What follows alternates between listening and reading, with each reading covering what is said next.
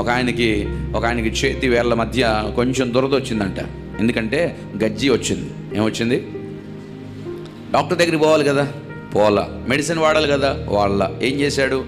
గజ్జి వస్తే ఇట్లిట్లా అన్నాడంట. ఇట్లిట్లా అంటే చాలా హాయిగా ఉంది ఆయనకి. ఇలా అంటే చాలా హాయిగా ఉండేసరికి ఏం చేస్తున్నాడు? దురదొస్తే గోగుతున్నాడు. ఇంకొంచెం ఎక్కువైంది, మళ్ళీ గోకుతుంటే నెమ్మదిగా ఉపశమనం కలుగుతుంది కదా అని చెప్పి అట్లనే ఉంటే ఒకరోజు నొప్పి ఎక్కువైపోయిందంట. బాగా నొప్పి ఎక్కువైపోయి ఇక తప్పదురా బాబు అన్నట్టుగా వెళ్ళిపోయాడు డాక్టర్ గారి దగ్గరికి. అప్పుడు డాక్టర్ ఒక మాట అన్నాడంటండి. ఏమన్నాడు తెలుసా? ఈ గజ్జి ఇంత భయంకరంగా రాదే, స్టార్టింగ్ కొంచెం వస్తుంది, కొంచెం స్టార్ట్ అవుతుంది 2-3 వేళ్ల మధ్య.